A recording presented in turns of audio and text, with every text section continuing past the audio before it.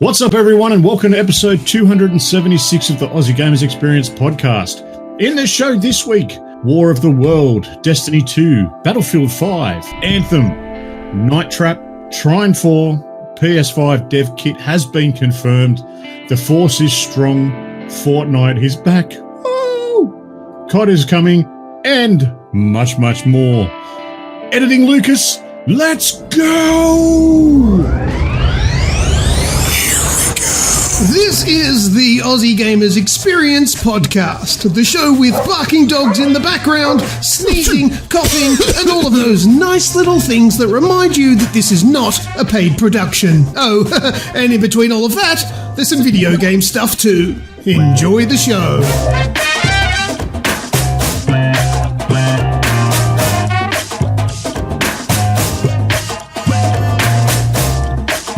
Thank you for tuning into the show for this week. Today is Monday, the 21st of October, 2019. I am your host, Snoogs, and back joining me for hosting duties this week, if he has come down from his high of last week, is the one and only Grejio. How are you, mate? Good, man. Yourself? Yeah, not bad. How was that nice green haze over the nation's capital? Oh, look, it's a green haze. So I got out while the getting was good, let's be honest. As soon as they told me it was coming, I was like, I'm in the clubby, I'm out of here. See us. But yeah, no, I had a really good time in Canberra, actually. I got to, this is going to sound really weird, I had a really good time, but I spent time talking to politicians, which probably says a lot about what I think is a good time. So it's kind of redundant, yeah. Yeah, but I got to meet a lot of people, I got to see a lot of people. Yeah, it was good fun. Got to brush shoulders with some important people. Ooh, some important bigwigs. Yeah, and got to bend their ears on some issues, which I'm very happy about. Yeah. Radicus is asking if you bought any porn. No, I did miss that opportunity. Like I said, green haze was coming, and no. Oh, good stuff. All right, well, always a special guest. The one and only Lucas is joining us again this week. How are you, mate? Yes, I am very good, thank you. And I'm expecting more people to come and listen to the podcast today. As I said to you, I'm live streaming right now on Twitter. And for that first part there where you guys were chatting, they couldn't hear anything. So they're probably wondering what the hell is going on. But now that it's my chance to talk, I'm looking at the camera and I'm saying we're doing the podcast live on our Discord channel. You better come and join us because this live stream is ending now. But I'm doing fantastic. Thank you very much, Snoogs and Greg. How are you, buddy? Yeah, I'm well. Awesome. Radicus is in the chat. I'll get to others as well. But Radicus, better behave. No, that's not necessary. We wouldn't expect that. You're here to have fun, just like everyone. So while we've brought that up, over in the chat we have Azrael, Kazakyle, Radicus, and Uncle Chunt. So welcome, everyone. And it's already going off, which is good to see. And also, Large, the real 4D, just jumped on as you were saying. Jumped on. So, hi. Thank you. Is that large, is it? Not just stands for something starting with L, R, and G? I'm going to say large, but it could be LRG. Yeah. Either way, he's the real 4D, or she's the real 4D. I don't know. Oh, no, let's not go down Loot that rabbit hole gaming. Of he, she, we, I, Loot. they. Don't, no. It's LRG, it's Loot. On to this week in gaming. Do you want to know what came out in this week? Yes, I do. Yes. All right, well, we're going back to 2001 for 21-year-old crazy Snoogs was playing a game called GTA 3. Now, usually I like to get games that came out this week in Australia, but GTA 3 did not come out this week in Australia because quite simply it was banned. It was banned from the word go. Was that originally banned? It was originally banned. Oh, I didn't know. So, of course, it was published and developed by Rockstar, and I've got a bit of trivia for you guys. Radicus is disagreeing with you. He's saying no, it wasn't. Grand Theft Auto 3 has been banned in Australia due to displays of graphic acts of violence. Rockstar Take-Two are working in conjunction with the Office of Film and Literature Classification in Australia to release a revised version of the game in January 2002. Well, yeah, Radicus is saying that it was released for a while before it was banned. Oh, sorry. Yes, it does actually go on to say here a few copies of the game were sold before the ban was put in place. Yes, Radicus knows what he's back talking then, about. the industry was very reactive, Radicus. which is why I ended up with a copy of like Manhunt. Yeah, I'm still dirty that I lost my copy of Manhunt. So that's how they used to do it. They used to like let a few people buy it and play it, and then they're like, "Oh, hang on, we should ban it." It was probably that fucking Karen at Target. Karen, you bitch. Bloody Karen. Such a Karen. Oh, I know exactly what haircut she's got too. Karenest of all Karens. So there was a whole lot of stuff cut from the game. There was a big controversy. I don't know if you boys would remember this. When it was released in Japan, a 17-year-old fan of the game actually stabbed his parents. I do remember that. This was the deciding factor for Japan to come together with the games industry to work on like a PEGI style rating system. Mm. So similar to what the US and a lot of the Western world sort of uses. So that was there was things in place to ban the sale to minors, but of course, 17-year-old gets its hand on it and stabs his parents. So that was quite disturbing. There was a mission in the game that had to be cut after the attacks of September 11. In Germany, it's heavily censored. There's no blood or gore. You can't do the rampage missions. You can't hurt people with a melee weapon once they're on the ground. And if you kill someone, it doesn't get any money left behind. Oh, no. But being Germany, they were all for the big dildo missions. Wait, what are you saying about Germans? They just have a really healthy sex culture. All right, I'm buying tickets to Germany. Who's coming? Everyone! Everyone. So, of course, some of the big things, it actually wasn't until 2003 that it won the Computer Games Magazine Game of the Year. I don't understand how that works, but there was a Game of the Year 2002 with Computer Gaming World, the 2002 Game of the Year for Game Developers Choice Awards, and in October 2004, it won one of the top 25 most influential games of all time. And let's be honest, one like GTA 3, it really did shape quite a bit of gaming culture, sort of shaped around it, and especially that controversy, much to the same sort of thing as Mortal Kombat had in the early 90s. Totally. I mean, it pushed a lot of boundaries at the time, and it paved the way for a lot of other games to pretty much walk in its footsteps. So, yeah. And push those boundaries as well. Yes. Which is always fun. Alrighty. That's it for that bit. Let's jump into some game talk. Greg, you're window shopping. Yes. Looking through windows through hazy eyes.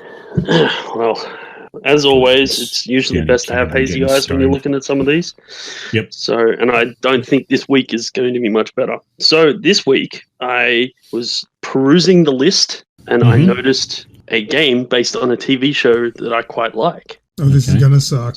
I dream of Genie. Here we come. Totally. So let me preface this by saying the show, while it is based on a theme that I really enjoy and take interest in, I'm not going to sit here and say it's a great show. I don't have rose-colored glasses on. The show's bad, and it's only if you like the theme that you will probably like the show. So the game, my ride. Close, very close. So it is called Street Outlaws: The List, and it will be on PS, Xbox, Switch, and PC. It'll be about $60, and it's coming out tomorrow, the 22nd of October. Would it Street Outlaws? Yes, The List. Oh, mate, this sounds like pure premium gold. It sounds like pure premium exercise in making money. How much is it? Milking it. So $60. Yeah, no, look, let me say this first. I'm not paying $60 for this game. I will wait until it's in basement bin for like $5 at best. So it's the devs that put it together are Team 6 Games, and it's published by Game Mill Entertainment. It's a racing game. It's based on the TV show about street drag racing. Apparently, they claim there's hundreds of parts to, customize your car with. You'll race all the characters from the TV show. The most probably famous or infamous one is the farm truck. Lots of people know the farm truck. It's a bit of it's a sleeper of all proportions. Anyway, you guys watch this show? I've never heard of it. Yes, never heard of it. I didn't buy it, but I was given it. I have a DVD of the first season. There's a DVD even. Wow. Yes. What is this on? Is it on Foxtel? Is it on free to air? Yeah, so it's on Fox. So if you have Discovery Turbo, you'll be able to watch it on there. I'll look into getting that. Yeah, it's on my list. Yeah. So look, there's Fortnite. It's got split screen multi. Available on VHS. At this point, I think I would have preferred a Gilligan's Island game. Totally. So it's got 4 modes. It's got drag racing, challenge mode, tuning, and quick play. Look, this is how good it is, right? I searched YouTube for videos on this game. Yes, Radicus. Okay. There are none. They're literally not showing any video of this game, and after looking at the screenshots, I can appreciate why. This is kind of the embargo's up in 3 weeks' time. yeah, pretty much. It's not going to be a world beater by any imagination. I put it up with the Monster Jam game I bought for my 5-year-old last year. Nice. It will play, but it won't amaze. I don't think. I thought window shopping was all about looking at stuff that looks cool, standing on the outside looking in. No, what I do is I pick from a random list and go, that's the one I will look at, and good or bad, here it is. Oh, okay. Yeah. Oh, well, then this game totally makes sense then. Yeah, totally. Look. Awesome. Yeah. $5 bargain bin. If you're a fan of the TV show, definitely buy it. I'll put it on my watch list. Totally. Yeah, get the Steam notification that a game on your watch list is on sale. What? Why the hell is that on there? To be fair, at this rate, I would get another copy of Pimp My Ride before I got this. All right. Well, from one great game to another, Fortnite is back up and running. Now, did either of you actually see the end of the world in Fortnite? Yeah, I watched a YouTube video of it. Oh, of an annoying kid playing it. Oh, my God. Get up here. Come on, look over there. Look over there. Look at the... Oh, my God. Mute. Fast forward. Oh, man. I know I used to be one, but, God, children are so irritating as hell. Their voices are so... Oh, they kill me. Yeah, but we weren't making YouTube videos when we were kids. I was going to say, the best you could do to broadcast your annoying voice was to scream up your street and piss off your neighbours. I had a tape recorder, and I used to record like skits, audio skits with my mates, and if I listened to them back to them today, like, oh my God, that was my voice. It sounded like a munchkin. Yeah. I'll have to find some of them and get some recordings of it. Oh, do you remember that terrible joke about the free wig? You don't have to pay. Do you remember? I think I used that joke on the show. That was a joke that I came up with when I did those audio skits when I was a kid. Yeah. Wow. Wow. You're podcasting well before your time. I was. Yeah, that's right. OG podcaster. Shut up with your crickets, Uncle Chunt. Rightio, keep going with the show. All right. Well, yes, Fortnite is back up and running. When the first time you log in, after the new season starts, you get put straight back into a game. I'm going to say that I was in a game with elite level players. Oh, they were the best of the best, mate. Best of the best. Yeah, I did read that somewhere. I read that where it said your first game back in the new, not a season, whatever they call it, chapter or whatever. Whatever it is, you play against the world's best. And then what happened? Yes, how did you go? I won, mate. This 600 million. I don't know what you got it for. Yeah, that's it. You just get in line, challenge our Snoogs. He's the bomb diggity. I'm playing, and I think I was actually in the chat party with you guys. You were playing World War Z. Yes, that's right. For it to download, so I'm running around playing Fortnite. I'm going. I think I'm playing against bots. Oh, why is that? I've got 6 kills. Oh, yeah, yes, bots. Yeah, they're bots. I ended up with a win. I got, I think, 10, maybe 11 kills for the entire game, and I didn't have to build anything. So that gives you a bit of an idea of what I was playing against. I'm going to take it as a win, though. It counts. It's in my list that I've won, so I'll take it. Yeah, nice. Other than that, all the new bits and pieces is pretty cool. There's all the usual stuff. There's a few new areas. Graphics have been given a bit of a boost. There's new things. There's vehicles. There's boats. There's an option where you can pick up a downed player. So I'm assuming it's being used as to pick up one of your teammates and maybe take them behind some rocks or something, or, take them into a building or whatever so you can pick them back up. But there's also the option that you can actually, I think if you put your weapon away and you pull on the right trigger, it actually comes up yeet and you throw them. So you can pick up anyone that's downed? Anyone that's downed. So I've been watching video of a lot of people will pick up someone that's downed, run up a ramp that, someone else in their team has built, and just yeet the other player off the top of the ramp. And then that kills them, yeah? Yeah. Yep. Yeah, that finishes them off. That's cool. I like that. But alternatively, you can pick up a teammate, take them to safety, and revive them. Is that what it is? Yes. That's good. That's cool. I would say that's probably where it started, and then someone's sitting there doing the code for it, going, "Yeah, we need to do this." Yep. Yeah, that's cool. Look, it's still Fortnite. There's still the same people are still playing it.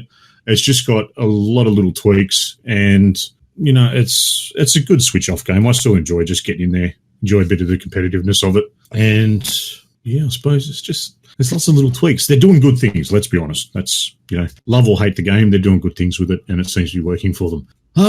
Lucas, a game that I really want to play, and I haven't yet because my Xbox was being a little bitch while downloading it, and downloading it at 1 megabit a second. World War Z. Yes, World War Z. I got a chance to play that last week, and I played it with the lovely Azrael. And very nice. It's free currently. Well, not free, but it's included in Game Pass. So that's how I got to play it. Now, it's something that I've been looking at buying since it was released, but I don't know. Just these kind of zombie games that are kind of, not exactly AAA have been pretty terrible in the past. So I was a little bit standoffish. So anyway, it popped up on Game Pass, and I thought, well, what better an opportunity to try something without dropping big cash on it. And so I downloaded it, gave it a play, and it is a very good game. I am serious when I say World War Z is like 1,000 times better than I was expecting. Do you remember the game Left 4 Dead? Mm-hmm. Well, I expected it was going to be similar to that, and it to a degree it is, but it is so much better, I think. What it feels like when you're playing it is if The Division made a zombies mode. That is the World War Z. It is very Division. The way you move, the controls, it all feels very Division. And to me, that's a good thing because Division has good gameplay. And the hordes of zombies are off the charts. Like, they look fluid. When you watch them running at you from a distance, there are hundreds, if not thousands, piling in, jumping over cars, jumping over obstacles, and headed your way. And it looks overwhelming. But the good thing is you can drop a normal zombie with like 1 or 2 bullets. So they can drop pretty quickly. So as much as they are in massive numbers, you can slowly cut through them. It's not like an impossible task. And there's obviously, more powerful zombies that will come your way. There's the equivalent of screamers, and there's like the sprinty ones and the explodey ones and the ones that have gas that let off and, choke you up. Kind of like me after a weekend away eating nothing but takeaway food. Yes. The game itself is brilliant. The missions will all make sense. You're making your way through like very different locations. Like Az and I went through, I don't remember how many, maybe 5 different levels, and they all progressively got different. So it wasn't repetitive. It is so good. Oh, yes, that's right. As I was reminding me, there's those giant ones that run up to you and pick you up, lift you up, and then just start beating the piss out of you. So obviously you hope that your teammates can come and shoot them in the back to get you down. And Azrael said something before that, yeah, I'm very terrible for shooting my teammates because there is friendly fire. However, Azrael just loves to just walk straight into the line of fire. So whether it's my fault or your fault, a little bit of both of our fault is probably more likely. But that's a really good game. And actually, now that I'm bringing it up, I'm getting back into the mindset of that game. I'm going to go back and play this game after the podcast again because I can't talk it up enough. I think it's fantastic. You start off with weapons that probably aren't all that fantastic, but you pick up weapons pretty quickly in each level. And then you can pick up like a temporary powerful weapon, and then you can pick whatever kind of weapon that's laying around. You know, there's enough ammo in the game that sometimes you will run out, but it's never for too long. You can go find an ammo cache. So it's not frustrating that you're always out of ammo like in some survival zombie games. So you can get ammo and you need it because there are literally hundreds of the bastards that come flying up just trying to rip you to pieces. If you're an Xbox Game Pass subscriber, it's a no-brainer. You need to play World War Z. Absolutely. Any questions? I'm happy to answer. How many players? 4, I think it was. Was it 4, Azrael? You can correct me on that, but I'm pretty sure it's 4-player co-op. And you can play with bots if you just want to play yourself. Like, so if there's 2 of you, you can either have 2 randoms come in or do a private match and have two bots join you. And yeah, that's so much fun. Well, after the podcast tonight, if you're going to be playing, I will very happily jump into it with you. So we've got 2 spots left. Battle Royale. Yeah, great game. Oh, and we were playing it on the easiest setting, and although it wasn't hard, wasn't stupidly easy either. So there's a big difficulty scale there for you to ramp Get up. stuck into it. Oh, very cool. All right. I jumped into an older game this weekend. Ooh, like you old or no, just one from early. Well, it's kind of one from earlier this year, but anyone would think it was from last generation. The way that it's gone. So that game is Anthem. Oh, come on! People talk shit about that game. It is not a very big successful game. I'll give them that, and it had some issues, but it's not as bad as everybody makes it out. No, it was never as bad as everyone made it out to be. It was just well short of the expectations that everyone built up for it. Yeah, exactly. And that's so itself though, there are a few little things that got me in regards to it that I wasn't a fan of. And jumping back into it, look, there's been some tweaks to the main world itself. The game, like the open world section of the game. The load times are a lot better than they were way back when. The world itself, there seems to be more animals, more life to it, a lot of different variances of animals, and you'll be flying around just not paying attention, and you'll get attacked from something from the sky, which I thought was a pretty cool add-in. The one place that I had a lot of trouble with was actually the forge itself, just walking around the forge. Lots of screen tearing. See, I never had these kind of problems. Well, granted, we're on different consoles, but see, the thing that bothers me most about the over-the-top hate that this game got, and what I wish gamers had a different attitude towards, is when a game like this that everyone's excited for comes out and it's not very good. Like, yeah, okay, we can voice our opinions and say this is where they went wrong, but the whole mass hate and complaining and all that sort of stuff essentially will probably kill off any sequel that might have been possible for this game.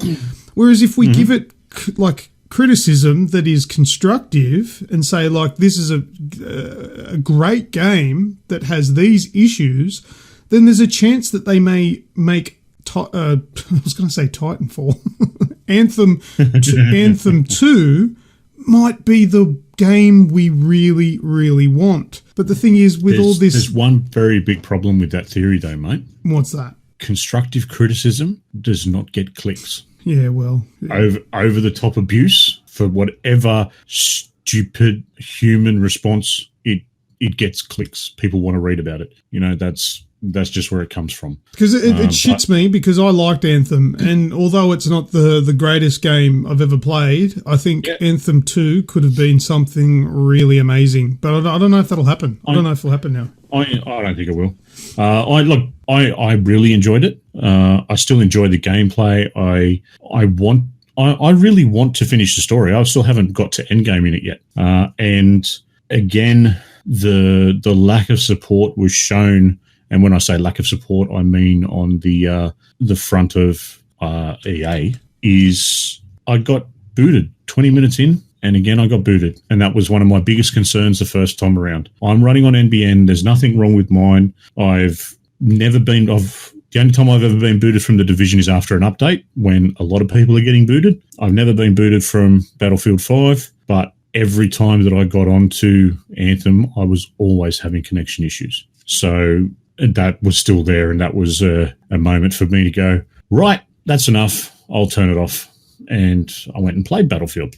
So, yeah, I really want to get through it. Do you think it's worthwhile to get through it, Luke? Oh, yeah, well, I have. I thought it was great. Yeah. The story's fine. Like, it's a good story, but yeah. And it's perfect for me because I'm never one to put too much time into endgame anyway with those kind of things. Yeah, and I think that's where the major issue was with the endgame. Yeah, around the time that it came out, there was, we all spoke about it. My focus was on the Division 2. That's fine. So I never had that big enjoyment that's what I was looking for. The sci-fi aspect, that's right up your alley, Luke. So yeah, it's fantastic that you liked it. The end game, from everything that I've seen, apparently that's gotten a lot better, but there's still some broken promises that people are getting a bit antsy about. And that was the problem I had. I walked into this really wanting to love this game. Everything about this game was I should love this game. But as soon as I started playing it and started to see the issues, all of a sudden I started having these nightmarish flashbacks of broken promises in Destiny, and that was what I was going to get here. And so I just cut my losses before I got there. Oh, Anthem, it's too late to apologize. Too late.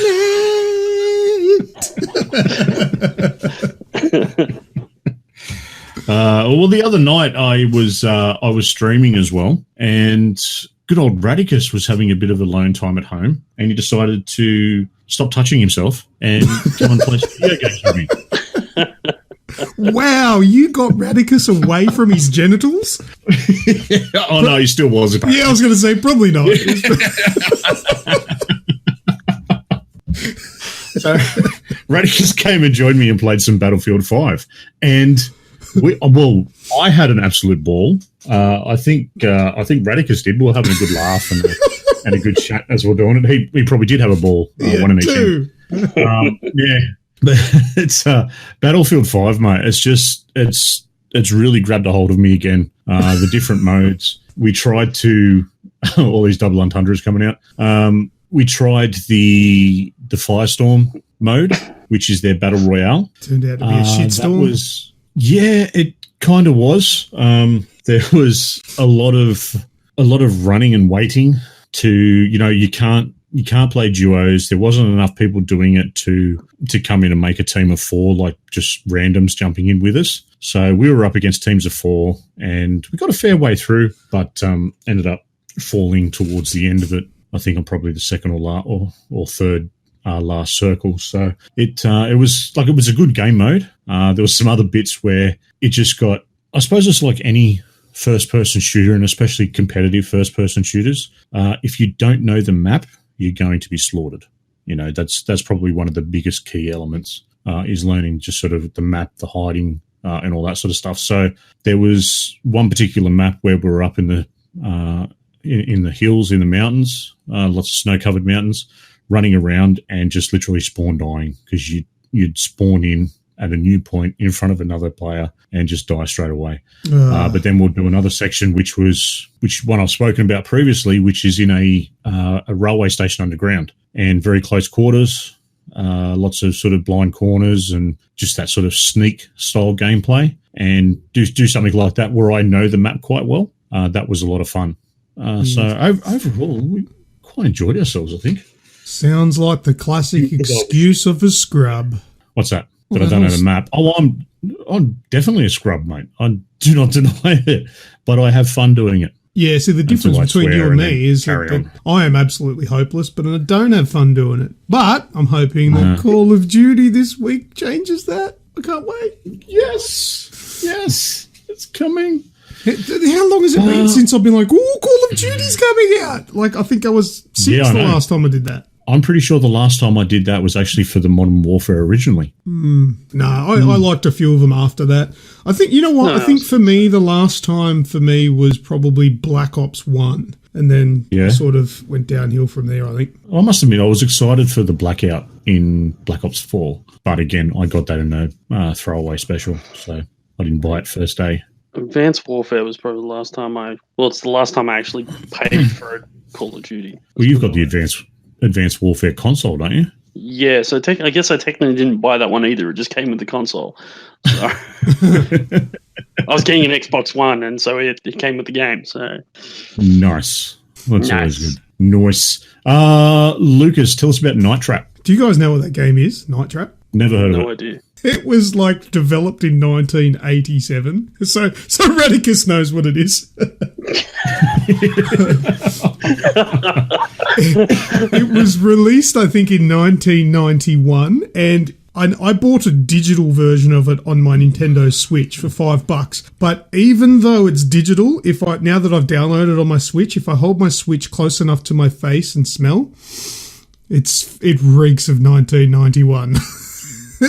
It is absolutely dripping of it. So what it is, it's a FMV game. So if you don't know what that is, that's what us gamers called full motion video games back in the day. Now, I originally played this, I think it was on the Sega Mega CD, and it loads up and it's full motion video. So it's basically think of the worst daytime television star actors, right? And then pay them not enough money to do any sort of decent acting. Yeah. Unless it was a big company, which then they paid really decent actors not a lot of money to do literally a phone-in job. Yeah.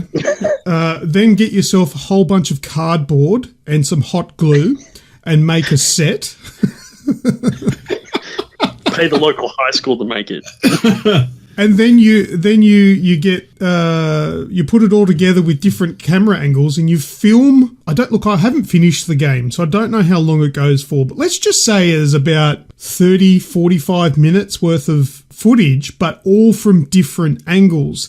So I think there's about 8 cameras you can flick through, and you've got to follow the story. Like, you've got to switch to the right camera so you can hear what's going on, because they're in this building, this home that's full of traps, and there's a story that unfolds, and you can miss bits of it if you're on the wrong camera. And there are intruders, and these intruders are weird because they walk like hunched over, and they look like, remember the putties from Power Rangers? Do you remember? Nope. Oh God, Uncle Sorry, Chunt's, not.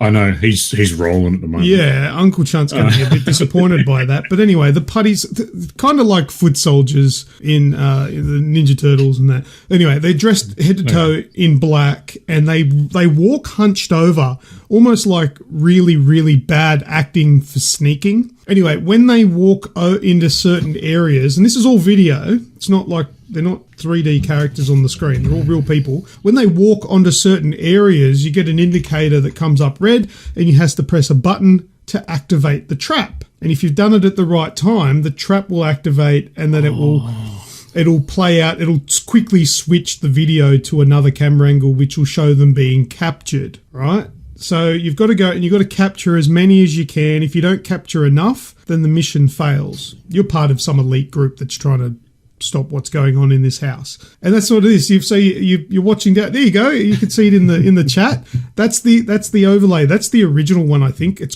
fully been remade in 2019, I think, or 18. Fully remade. 2017. Oh, was it a 25th 17? anniversary? Oh, okay, there you go. So it looks like that, what you can see on the screen there, but it is just like HD now. with the video still actually the video's been given a good upgrade too because it's nice and clear. And that's how I'm it having works. a look at it now, and there's vampires. Vampires? It looks like there's chick with vampire teeth. Well, they might be at a party because I think they might be because it's kind of like a holiday destination where they are, and there's all these teenagers that are going to it and they get trapped and yeah. But anyway, that's the idea of the game. Bathroom scene. But yeah, so it's only $5 at the moment on Nintendo Switch. Now, look, if you just look at it for face value, the game's fucking terrible. All right, but nostalgia obviously is playing a big part of that for me because I liked these games as a kid because it blew my mind to have real people inside my video game. You know, as sort of nonchalant or unimpressive as that is by today's standards, that was pretty impressive back in the day to see those kind of video on my TV coming through my Sega Mega Drive.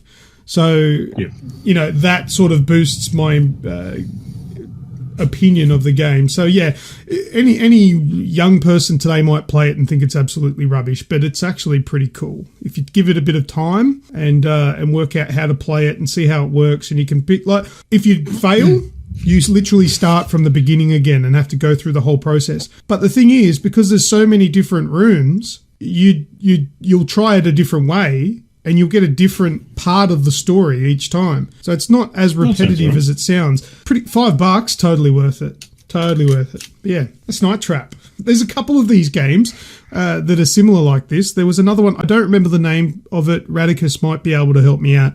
But it had Corey Haim, I think it was. And he was like a night watchman, or he was in some sort of security room, and it was essentially the same thing. He was setting off traps to capture intruders and things like that. So essentially it was the exact same game. Look, it might have even been Night Trap 2, I don't even know, but there's probably a handful of games like these FMV games back in the day, maybe 3 or 4 of them, and I'm hoping they... Oh, there was a whole subgenre of them. Yeah. It was very big back in the day. It was like this. It's one part of gaming that I kind of wish didn't die off. Yeah, well, it kind of went into the ether. There's been attempts at getting it back. I suppose Erica falls into that FMV category. Late Shift. It's never. Yeah, Late Shift was another one. You know what they need to do to properly resurge it? So they need to bring out New Command and Conquer, so they can put FMVs in between the levels.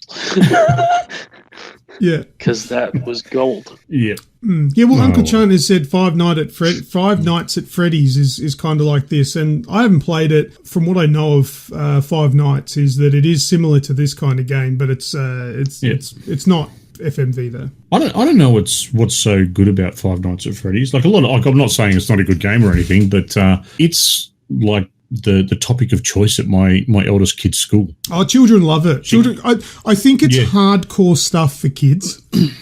Yeah, probably. that would make sense because she's asked me a couple of times if I'll get Five Nights at Freddy's on the Switch for her. Yeah, kind of like SPS is porn for teenagers. Oh yeah, fair enough. Oh, I'm not talking about porn hardcore. I mean hardcore as in no. We know what you mean. I know what you mean. I'm just using another example. You know? Flick it over to SBS, see if there's any tit on. Yeah. Oh, good old SBS. You know what? SBS is the reason why I absolutely love that movie, Ninja Scroll. Because I flicked over to it, and the first thing that I heard, Ninja Scroll was playing, and the first thing I heard was this dude, and I saw this guy runs to the top of a hill, and he goes, shit! And I'm like, no way. Did this guy in the cartoon just say shit? I'm watching this. And then it gets worse. Have you seen Ninja Scroll? I have it on DVD. I own it. I'm going to give a vague recollection here, but do you remember the scene where the guy drools? He has the I think he's got a poison in his saliva, drools on his fingers, and then puts those fingers somewhere? It's the other way around. It's the other way around. Oh, she's toxic. She's toxic, yeah. But anyway, you know what I'm talking about. He and then he put it in his... He falls apart. Yeah. He puts it in his mouth or something, does he? He kind of picks her up. Oh, let's not go there. It's and disgusting. then sort of licks. For those that have seen what is it? Is it an anime? Is that what you call it? Yeah. I'd say it'd be anime classification, yeah. Yeah, if you've seen it, you know what we're talking about. And if you haven't seen it, check it out. That's the only one I actually really like. Akira was good, but weird. But yeah. Anyway, was good. I love Blood. Yeah, that's the one I really enjoy. I've taken us down the wrong direction for the podcast, so let's get back on track. All right. Well, my last game for tonight is Trine 4. Ah, yes. So Trine 4 has just been released. I've got it on the Switch. Yeah, I saw the price of it. So won't be getting it on the Switch. No? It's $70. Yeah, okay. I'll bring mine around. You can have it for a week. Okay. Yeah.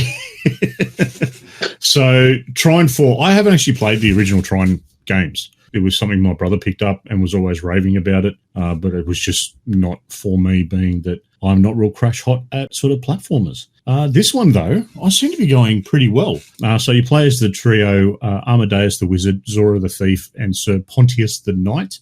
Yeah, it is a platforming puzzler, and you flick between the three characters to solve puzzles within the world, whether it be needing to use a rope, needing to smash something, shine a light, move things, jump to certain areas, shoot stuff. It all kind of works in really well together. It's 2.5D. I understand Trine 3, they tried to do it more 3D. Yeah. Is that right? Yeah, well, Trine 3 was more like essentially the same thing, but it was like an extra 0.5. So it put you, not only could you go left to right on the screen, you could go up and down, kind of like, in or out.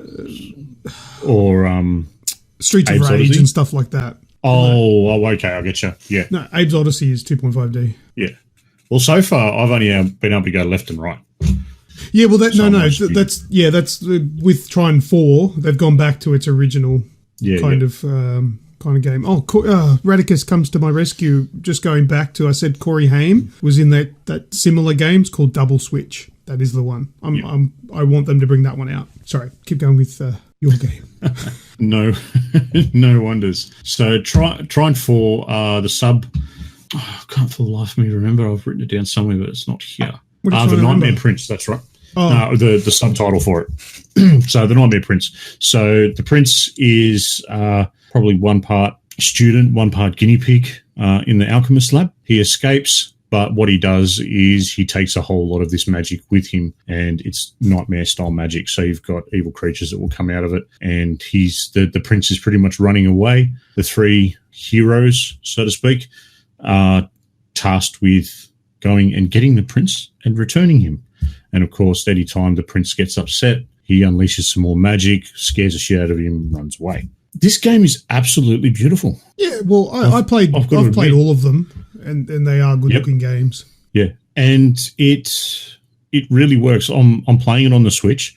I still haven't played the Switch on a TV yet. I've only ever played it in handheld mode, and it really works. Everything's like it works for the Switch. I don't think I could see myself sitting there playing it on a full-size screen. Why not? It's exactly like an Xbox or a PlayStation. What do you mean? What's the... No. Oh, you're talking about this game? Like this particular game. Oh, yeah. Okay. I thought you were talking about the Switch in general. No.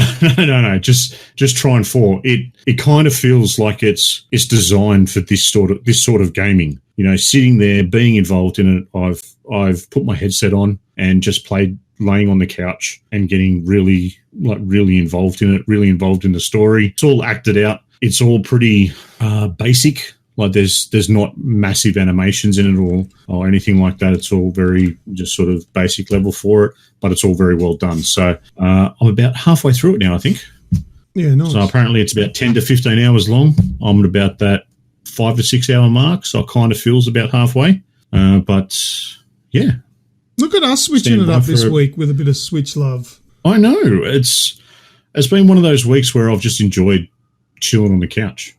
Yeah, well, the reason why I got Night Trap was because you were talking to me earlier this afternoon about Trine 4, and I'm like, I'm going to go get that. Went on there and went, $70? No way! And then saw the sales and saw Night Trap for $5 and went, yes, please! Yes, please. All right, yeah, so I'll have a review up. It's not worth $70. If it's the best Trine of all of them, it's not worth $70. Did you look at the standard edition Trine? Because there's also a version where you get Trine 1, 2, and 3 with it as well. Yeah, that one was $20 more. That was $90. Ooh. Yeah, Look, I haven't played Trine 4, so maybe I'm a little bit out of line, but I can't imagine it being much different. No, look, it's not a $70 game. I have played it, and I'd have to agree with you. Yeah. I'd probably say around the $50 mark. Yeah, it's an amazing game, but that's just not the. It's amazing, but yeah, 70s. Well, Call of Duty's coming out this week, and I'm paying $69 for it. Well, that's right. And when Trine 3 came out, Trine 2 came out, they weren't even that much. I don't know what they're thinking. Look, it's $70 on the Switch. The Switch is notorious for being expensive, so I'm not sure. It might be cheaper on other platforms, but $70 I will not be playing. It's $60 on the Xbox. $60 is still too high. PC, let's have a look on. It's $42.95 on Steam, and that's Australian dollars. So Steam's got probably the most reasonable price. And you can get Trine 3 and Trine 4 together for an extra 80 cents. Wow. Yep. And the Steam sales are coming soon, so just wait for them. But you're right. It is a beautiful looking game. Yeah. Mm-hmm. It looks like a kid's storybook come to life. It's beautiful. Yeah, that's probably a good way to put it. The colours are so beautiful. The particle effects are amazing. It is it is great, but it's not $70. So sale for me. No. I'll be waiting. Yes, I do have to admit. Watch Let's Plays. Yeah, I was lucky enough to get a code for it, because I have been watching the development of Trine 4, because of the great sort of rev up that my brother gave the past 3. So I kind of know where the story is, not having played them, but I wanted to see this is supposed to be finishing the story off. So we'll see what happens. And keep an eye out, because I am putting a review together for it. Well, I wonder what the online connectivity is like, because I remember with Trine 2 on the PS4, it was absolutely woeful. I remember back in the day I was trying to play online co-op, and the ping was 999. And that's not a German person saying no. I'll endeavour to try it out. Yeah, well, you're going to have to go back to whoever and say, give us another code, you sons of bitches. We want to check it and see if it works online. I'll see what I can do. Very good. All right, Greg, you got any games you want to talk about? Or no, I've just been playing boring. However, next week I'll have something for you, because my long-awaited game of the year is coming out this week. So, what's that? The Outer Worlds is out. Yeah, and it's on Game Pass, so it's already pre-downloaded on my Xbox, ready to go. Oh, good. Well, I'll play it too, and I'll see if my predictions are correct. And I reckon it's going to be shit. Okay. That's my window shopping. Hashtag negative Nelly. There you go. Hey, who was it that said? I think the story will be really good. Yeah, we'll see. I've heard positives for it, so fingers crossed. Somebody in the chat earlier said, when I was talking about World War Z, that zombie games need to go away. Was that Uncle Chunt? Yeah, it was. Yeah, right. Okay. Well, if they go away, I'm coming to see you. There is never too many zombie games. As long as they're good, there's never enough. He says Outer Worlds looks far more impressive than Fallout. That's a good prediction. Don't. That's all I'm saying. I'm not saying anything else. We've sidestepped Fallout. Let's leave it alone. I'm looking forward to hearing Greg complain about the skill tree. I probably won't. We'll see. It's not a Fallout game. All right. Well, let's just jump into some news, shall we, Greg? Let's kick it off with the new releases for the next week. Sure. Or for this week. All right. Yeah. So, as of tomorrow, WWE 2K20 will be out on PS, Xbox, and PC. Mm-hmm. Have you seen some of the comparisons between the previous and the new one? The new one looks like it's worse. Yeah. If they re-released the old one, it would have been better. Yeah. it's not looking good. No. But look, if you're into those games, check it out and then hit us up and tell us what you think. I can't say I've ever played one. Yeah. Oh, really? I don't like wrestling, so. Yeah, fair enough. We've got Call of Duty Modern Warfare is out on the 25th on PS, Xbox, and PC. Feel the flu coming on for Friday. the re-release of Medieval is out on the 25th of October, and my game Outer Worlds will be also out on the 25th of October on PS, Xbox, and PC. Yeah, it's my game. My game doesn't come out till next year. All right then. If we're taking ownership of games, you'll just have to settle for my game this week. Or I'll play your game. Do I have your permission? Yeah, you do. Oh, thanks, buddy. That's all right. Mine comes out next month. Oh, what's your game? Yeah, what is your game? Well, funnily enough, we've just got some information that it's gone gold. Its release date, I believe, is the 15th of next month. And luckily, it's shipping with the option of enhanced modes on the Xbox One X and the PS4 Pro. So you can again choose whether you want to have you want to optimize frame rate or resolution, and that is of course Star Wars Jedi Fallen Order. Oh, is that next month? That's next month. Oh shit! Nice. Can we play that game, Snoogs? Yeah, I want to play that. Is that all right? Yeah. We can all play it. Awesome. Nice. So the 15th of next month, that's due. There was some details from Respawn that it's officially gone gold. It's all ready to go, and we've got these enhancements for the Pro and Xbox One X, which I think's really good that the games are doing that. When you can pick whether you want to run it at 60 frames or up the resolution to whatever it is, but it's only going to be capped at 30. You're right. Yeah. Now that my Snoogs has grown up and understands the importance of a good frame rate. Yep, it'll be a chuck it on 60. Yeah. Oh yeah, buttery smooth. Yeah. Oh, you're going to play it on the PlayStation though, aren't you? I'll be playing on the Pro. Yeah.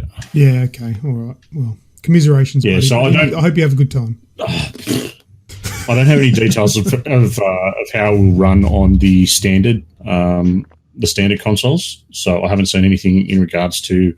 So obviously the standard consoles are going to be 30 frames anyway, but no details on what the actual resolution would be. I don't actually believe it'll run on the old consoles. I think it'll probably walk. You reckon it'll walk? Yeah. There's been a few things recently that my Xbox One S has sounded like the PS4 with the fan going nuts. It actually did it pretty badly with Gears. My Xbox One S is essentially just a display piece and also holds up one of my PC monitors. It hasn't been turned on in like 6 months. Oh, God. Oh, all right. Well, that's it for Star Wars Jedi Fallen Order. That's out next month, and that's going to be me being very much a big nerd because it comes out at the same time as Death Stranding, I believe. Ooh. Around the same sort of date. So, yes. Yeah. I've got my scotch all ready for Death Stranding, so I'll need to have a few of them to understand what's going on. Oh man, I've got these special no-name pills ready for that game. I was going to say you need some Quaaludes, man. You can even get it over hope. I'm going to take my games off. All right, I'll take my PlayStation down to the in-laws in Canberra. Might get there. Yeah. In Canberra. Yeah, that game. Look, I can't put Kojima down for the whole. This is really weird, and I have no idea what it's about because it's working on me. Because that's probably the main reason I want to get this game is because I don't know what's going on. It's confusing as shit, and I want to see what it's all about. So I guess it's good marketing. Yeah. No, not only that, it's just on brand. Like that's what he does. 100% Kojima. So if he didn't do that, everyone would complain. So But I can tell you now what to expect. That's what we come to for. You can expect amazing graphics. You can expect interesting mechanics that you've probably never seen before, and you can expect not to understand probably about 65 to 70% of what's going on. And about 5 years worth of YouTube videos explaining the ending to this game. Absolutely, yes, yeah. 100%. Well, if you want to get in on a niche, get that game early and try and explain it on YouTube. People will watch it a lot. Just make up any old bollocks. People will eat it. Yeah, that's it. Just go, oh, this is what it means. And then just go in there and go, well, you don't even need to play the game. Just make it up. No. It'll be like my reaction video where I'm just standing there staring at the screen going, what the fuck is going on? Oh, dear. He's carrying a fetus. Greg, Modern Warfare is out this week. Yes. And, of course, there is the dirty word is in microtransactions. Yep. And I'm assuming there's plenty of them. There's no season pass, but I understand there's a battle pass type system. Yes. And obviously the microtransactions to go along with it. So do you want to run us through some of that? Yeah, so they came out last week and had a chat about what is and isn't going to be in the economy within Modern Warfare, and there's some parts to it. So the first thing that came out was there's no loot boxes, right? 0 loot boxes.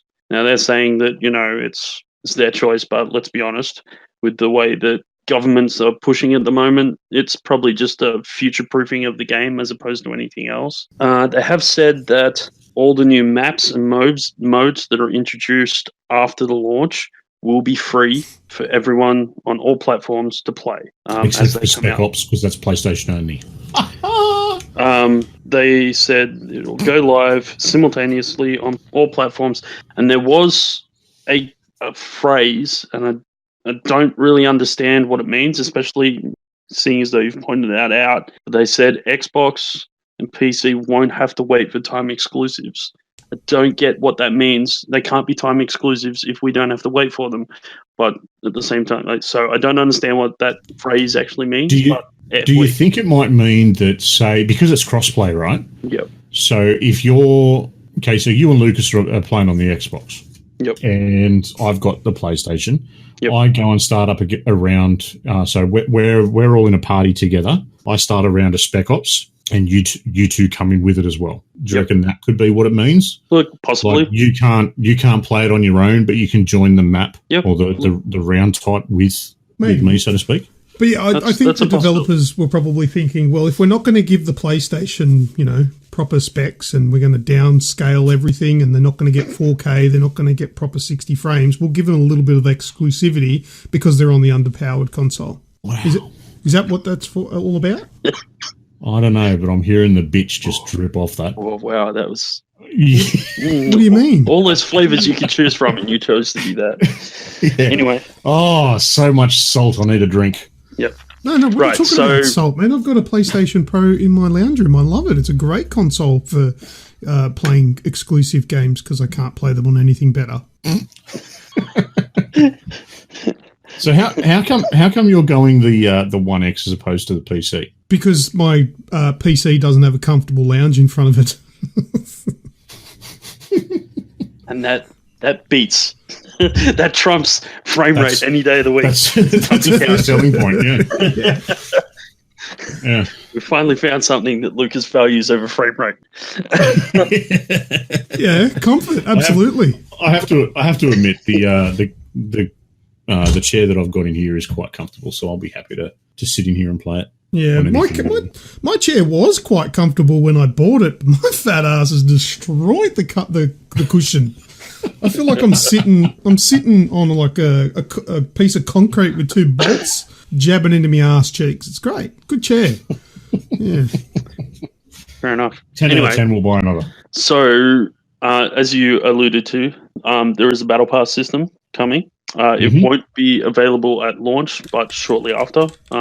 Their excuse for that is to allow the usual standard excuse, which is to allow everyone to sort of unlock all the rewards that playing the game outside of that system will entitle you to. Could also mean we're just waiting for the majority of people to buy the game so we can maximize our Battle Pass. But, let's not get cynical. Well, the thing with the Battle Pass, right? Like you see people that play Fortnite and they've got a Battle Pass and that, and they'll get the new season and then they'll throw a stupid amount of money at it to unlock the entire Battle Pass so that the first people with this, and I reckon that's probably what they're trying to do as well, see how many people will throw big dollars at it. And if you've just thrown $100 at the game, you're not going to throw $100 at it the same day for a Battle Pass. But maybe in a month you've forgotten about that last 100 you've spent, and you'll do it again to get everything out of the battle pass. So yeah. So here's where it all. And look, there's nothing. I don't think there's anything outrageously new in any of this. But so they talk about the fact that you can unlock items that affect balance of the game through either free or what they're calling a premium content stream. So there's obviously 2 streams of playing. So you can either pay for them or get it for free by playing the game. They also say each stream will have its share of non-balance affecting items. So your cosmetic stuff. The battle pass will Why do allow. they need to put anything that affects the balance of the game? Don't know, because it encourages people to spend money. Yeah, I know the reason why they do it, but they don't need to do it. No. You know, there was certain perks, like it'd probably be perks and everything more so than probably. You know, though it did talk about weapons and or, equipment. Oh, okay. Well, yep. Because I can remember that that perk in Modern Warfare where you dropped the grenade when you died. Martyrdom. Yeah, martyrdom. I loved that. It was a great perk to put on. So many people hated it. Yeah, but it was, and because it was something that could change the tide of how things were going. But yeah, we'll see. Anyway, so the battle pass will allow you to see the content being earned or bought up front. The content will be seasonal, and so that's kind of the state of play. So I think the way I look at it, it sounds a lot like other battle passes, like the Fortnite and Apex Legend kind of style. There's a bunch of things on a wall. You can see all the nice, pretty things, and you can either play your way through them or you can just buy them up front. When I think of Call of Duty, my excitement is I get this game that I get to play an awesome campaign and then get to dabble in some multiplayer. I'm not buying this because I want to look at longevity in the multiplayer and play it every day and get battle passes and own and be the best in the world. I'm just looking at it as a single player game that has a bit of multiplayer that I can play with my mates every now and then. That's it. I don't care. Agreed. And if the balance is off and it's broken and all that sort of stuff, I don't care. Good luck to them. Yeah, I'm looking forward to like the same sort of thing. Like I probably do spend a bit more time in the PvP aspect, but the big thing for me is the single player stuff to get through that story. I want to see how they're going to tweak it. Yeah, and it doesn't matter what gun I've got. If it's great or not, I'm going to do poorly anyway. Plenty of tactical reloading. Oh, yeah. AKA death. Look, at the end of the day, they took a beating in Black Ops for this bullshit. Yep. If the balance is off, people are going to complain about it, and they're either going to have to fix it, or they're going to ignore it and cop a beating again. So that's kind of where it's at. Nice. Question for you both, being that we've all played the original Modern Warfare. Mm-hmm. Do you think the story's going to hold up? Yeah. It's going to be different. It's a retelling, so it's not going to be just the same game redone. And I think I reckon the story is going to be one of the biggest of the year. And I've heard what I've seen. I'm expecting big things from this campaign. I read something the other day where someone got a live showing, so people were just watching someone else play the game, and in the piece that they wrote is that never before, because they talked about Call of Duty having those big action set pieces, and this has got no shortage of them, like any other Call of Duty title, but they couldn't believe that by the time they were done watching this set piece unfold, this reporters walked out and they were sweating. That's just that's the response that they got. And the reason for my question is I recently watched a streamer play the original campaign from Modern Warfare, and they got to the end, and the look of sheer shock and terror on their face with the way that one ends. It was brilliant to see. They'd never played it before, so it was good to watch. Actually, Modern Warfare is the game that got me into first-person shooters. Now, I don't class your typical first-person shooters on the same playing ground as games like the original Doom and Heretic and Hexen and all that. But because I played those and I enjoyed those, but I was never really a massive first-person shooter kind of game. When I was actually pressured into picking up Call of Duty Modern Warfare back in 1996, 2006, 2007. 2006, yeah. Yeah, and I went and bought it, and I finished it in, I think, 2 nights, which was unheard of for me with a game back then. And it blew me away. I was sold on first-person shooters. And I don't like first-person shooters. Didn't like them back then. And, that game changed my opinion of them. Yes, I was very much the same. I played a lot of Doom and Quake way back when, but wasn't playing a lot of first-person stuff on consoles. And then I got a hold of Modern Warfare and did not put it down. It was also the first game that I really played online. I had my Xbox 360, and I bought the. Actually, no, it wasn't on the 360. It was the PS3. I think I had that on PS3. Anyway, I played it online, and it blew me away. Because I prior to that, I didn't even have any interest in playing online. I'd never even played the online in any other previous game that I had. It just wasn't something, like, to me, plugging the internet into my consoles back early 360 PS3 days was literally for downloading updates and for whatever connectivity games needed. I never played online. That game is what did it. Yeah, I played a lot of online. To be fair, as long as they give me another Chernobyl-esque mission like in the original, the story will be fine. Yeah, but it's got to have that in it, because I'm pretty sure they will. My favourite mission. Yeah, pretty sure they will. Yeah, that for was me, the ghillie suits, wasn't it? Was that all gillied up? That was a pretty impressive one where you finished off and had to fight off everyone at the big Ferris wheel. Yep. Yeah, after you take that bloke's arm off. Yep.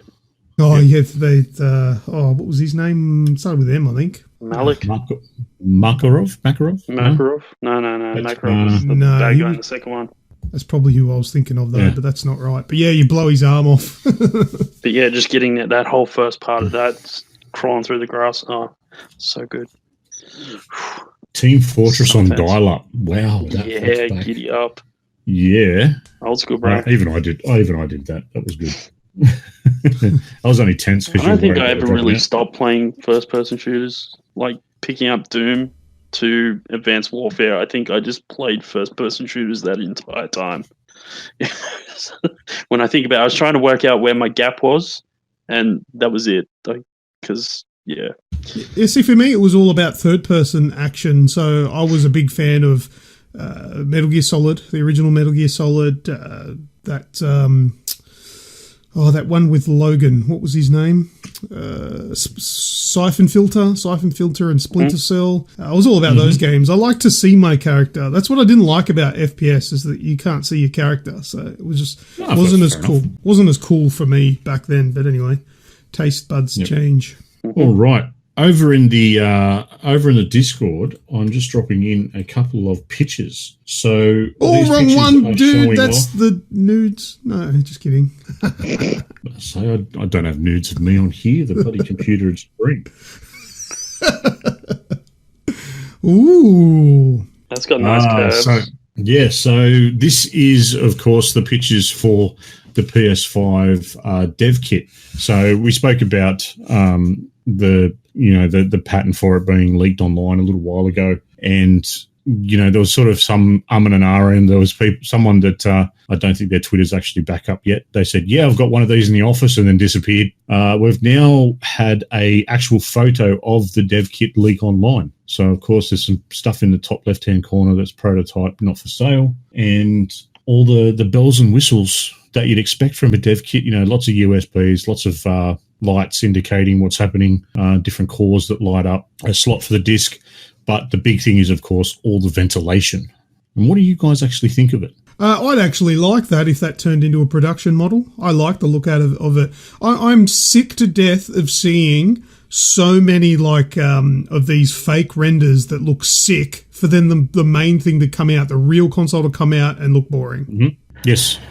Yeah. This thing looks awesome. It's pretty big, but... we had this discussion when it was first leaked, and we all agreed that yes, it looks cool, and yes, we would have it on our shelf with all our other consoles. The only problem is they always end up looking boring, is because for the general masses they need to look like everything else on that shelf, so it fits in. Yeah, they do it. They do it to sell and to fit in. Yeah, Uncle Chunt in the chat says I wouldn't buy that. Look, Uncle Chunt, I mean this with all due respect, but you wouldn't buy it because it's a PlayStation. You are one of the biggest, loveliest fucking Xbox fanboys that I know. Even my talking shit earlier about the PlayStation was simply to get a rise out of you.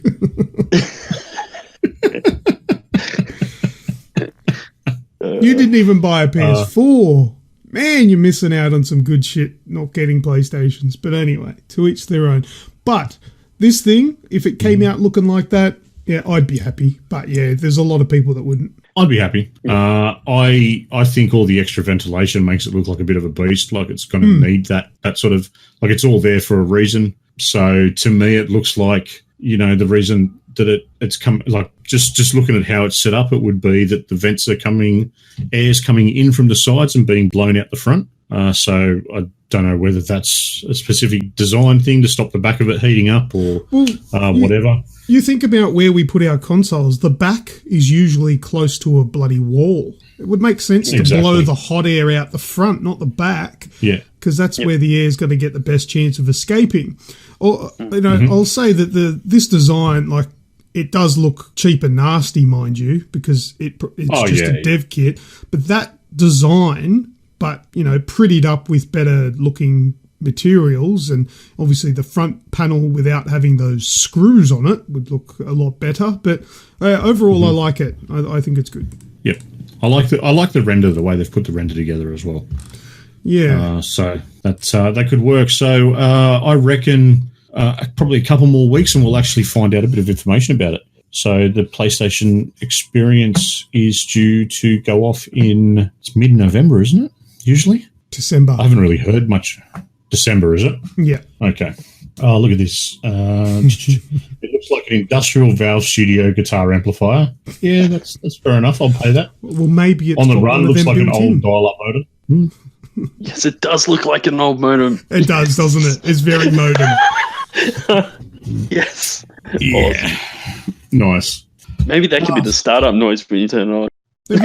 Have you noticed that the shape of the top of it looks like a V for the PlayStation 5? Ooh. Oh, there's some thinking for you. That's design. How about that? Yeah. I should 3D print this and say I got one. I dare say there'd be a design out there already for it. Yeah. Probably somewhere. All right, Greg, do you want to wrap us up with Witcher 3 on the Switch? I've heard many, many good things about how this is going. Right. So I found I was bits and pieces for today, and I came across this article, and I had to think of you because when this first came out, The Witcher was coming out, your big issue was the fact that, you know, it just wouldn't look and play like it should. You know, it would be a dumbed down version, and you took exception to that. Well, it seems like you're not the only person. So due to the Switch modding community out there, they've done a bit of digging around this game and the Switch itself, and they've worked out that the Switch version of this game is just the port of the PC version. Okay. So currently at the moment, if you play this game on the Switch, it runs 720p at 30 frames per second. I believe that's when it's docked. I think it drops now when you undock it. So they've found, using a patch, using some of the coding from the PC version, they've added the post-processing graphic options back into the game, and then they've overclocked the Switch, in which then they've managed to get it to run, and I say this with a little bit of salt, it doesn't run locked at 60 frames, where it will hit 60 frames at 540p. And you're staring at the ground. Well, yeah, look, like I said, it bounces up and down, but as well... Not to mention it's got to be docked because it's glowing red at the time. That's the other thing. I wouldn't suggest everyone run out and do this because, it will cook your Switch from the inside out. It'll look like a boiled egg by the time you're finished with it. But it looks really good actually. Well, I've heard if you do this, it actually turns your Switch into a Switch Lite because it fuses the controllers to the side. So anyway, look, if you want to have a look at what the difference is between this modded version versus the standard version, I've given Lucas a link to a YouTube video which will be in the description notes, so check it out. Awesome. It's like I said, it actually does look pretty good, and they do a few different things in the video to mod it. Like they slowly sort of amp it up, and even just having the patch in and being able to add some of the post-processing stuffs like anti-aliasing and stuff like that back into the game. It starts to make it look quite good with very little sort of effort. Well, modders can be counted on for many things, and I've had, as we've been talking, I've had two other stories popping in my head. One just recently because of the talking about the modding community. The latest Resident Evil that was released, was it Resident Evil 2, the remake? I know where you're going with this. Yes. So you know the big guy that chases old mate, what's his name, Leon, around? Yeah. The modding community has come out and replaced that certain character with a goose. Oh, That's really? Sorry, I'm trying to put it. Honk. You mess with the honk, you get the bonk. Exactly. So I've only seen a very, very short snippet of it. Yeah. But it's one where I think it's Leon. I'm not 100% sure. But he's sort of aiming down a hallway, and next thing you know, this goose comes along and knocks something out of the way and then starts charging at him. So all the while he's trying to shoot it. It's just very clever, very brilliantly done. The bloody goose is everywhere, isn't it? It's taking the world by storm. Yeah. There you go. Mess with the honk, you get the bonk. Yes.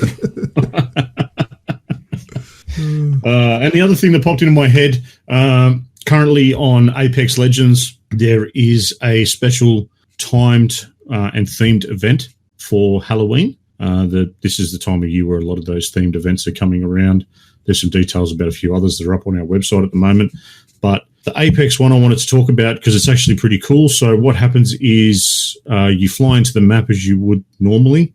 There's less people in it this time around, and it's only sort of single stacking. Land, go about your business. You've got to try and get to the drop ship by the time the drop ship gets there. Now, the issue is that the drop ship can only come in or start to come in when there is only 10 people left. Now, when you die, though, you turn back into kind of like a zombie-like creature. So I think it's called a shadow or something. So you can move a lot quicker. You're a lot stronger. You've got 0 health, so 1 or 2 bullets and you're gone. But you keep respawning as you go. And the more that you kill, then they respawn in, and you're going after those that are left alive. So it kind of puts a bit of a spin on it. You can move faster. Yeah, like I said, you're a lot stronger. It's just all melee stuff once you're in the zombie sort of mode. And yeah, a lot of fun. Who would have thunk? Yeah, that sounds cool. Have to give it a crack. Anything else, boys? Nah, I'm dry. I'm dry. You're all dry, ready and raring? All right, well, let's jump into some last words. As always, I always forget to ask beforehand. Any shout-outs this week? Yeah. Brian from Spacies, just out of the blue, gave me a nice little shout out on his Twitter saying, let's get this guy to 2,000 followers, because I'm very close to 2,000 followers on Twitter. And I just appreciated that because it was just a nice, friendly thing to do without prompting. Just went ahead and did that. And then also Uncle Chunt, he went and shared it and also said some really kind things about me. And I just appreciate that stuff. So I want to give him a shout out and say thank you. Uncle Chunt has a YouTube channel. I'm going to put his links in this show description as well as Spacies, and they are both absolutely worth checking out. There's nothing better than having good regular content from Aussies, because there's a lot of, American and overseas stuff out there on YouTube and that. It's nice to have some homegrown stuff where you don't have to decipher some of the shit they say because it's in the same language. They're not talking about things that we don't have here or time references. It's just good, and these guys are the best of the best that I've got that are on my following. So yeah, check them out. So thanks, guys. Good stuff. Greg, anything from yourself? Not this week, man. No. It's been a quiet week. All right. Don't forget Aussie Gamers TV on Twitch and the Age XP on Mixer. Snooger Vision on Twitch as well is where I play all my streamed games, and hit up Grejio XBL on Instagram for all his sexy bits and pieces. Well, not those sexy bits and pieces, mainly cars and stuff, you know. Yeah. Have you got any nudes to share with us, Gretch? I have them, but I save them for my special members on my Snapchat. Oh, Snapchat. Oh, right. Yeah. Yeah, I once upon a time downloaded Snapchat because I was promised that I would be receiving boobies. See? And if you come to Grejio after dark, you get said boobies. Yeah. Not Do you really like that the side boobies boob? You shouldn't, because that's my side That's boob. that boob. Yeah. Oh, dear. I didn't get All right, enough let's wrap friends. it up, boys. Paywall. There's a paywall. All right. God. Oh, wow. Can I get the season pass? Yeah. No, I'll just give it the hard pass. Thank you very much to everyone that has listened to the show, and especially those that are still listening this far along. A super special thanks to our live listeners who are chatting away, and as always has made the show a much more enjoyable evening. Thank you very much to Azrael, Kaza, On the Run, Radicus, Uncle Chunt, and what was the other one? Large. No, it wasn't large. It doesn't stand LRG, for large. wasn't it? Well, yes, but it's not large. It's Loot Reviews Gaming, the real 4D. Oh, okay. Well, Loot Reviews Gaming, the real 4D. Thank you for jumping in. Greg, thank you for joining me, as well as yourself, Lucas. I hope you have had fun. No, miserable the entire time. No, miserable. No laughs allowed. Yeah, None. I've had enough. Yeah, no, you're all done. No content To all of our listeners. 3 weeks. To all of our listeners, feel free to continue any of the topics that we've discussed on this show or on our Facebook page or Discord channel. To get in touch with us directly, you can shoot us an email at info@theagexp.com. And while you're at it, don't forget to hit up our website, www.theagexp.com. Links, as always, are in the podcast show notes and descriptions wherever they may be. That is all from me. As always, I've been Snoogs. Lucas, I have been. And I have been Grejio. See us next time. Goodbye. Oh, no. Oh, no. Oh, dear. That's going in the fat bank. If anybody listens to this podcast but doesn't actually join us live, you've got to do it at least once. This is the hilarity that goes on in the chat. Yeah, And it's always it's at a this bucket time of list night thing. where it just goes straight down the rabbit hole. Yeah, you guys have been literally. awesome tonight, though. It's almost like when we say goodbye, it's like, release the hounds. And no, I added Azrael onto my Snapchat, and yeah, let me down. Oh shit, what's this one?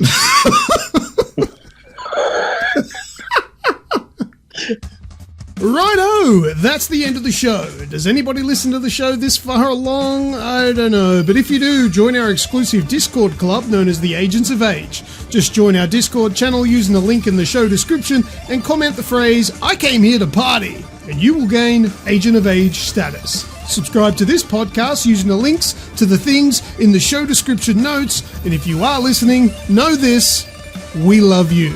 See you next time on the official podcast of the Aussie Gamers Experience. Get my redundant running. She's good.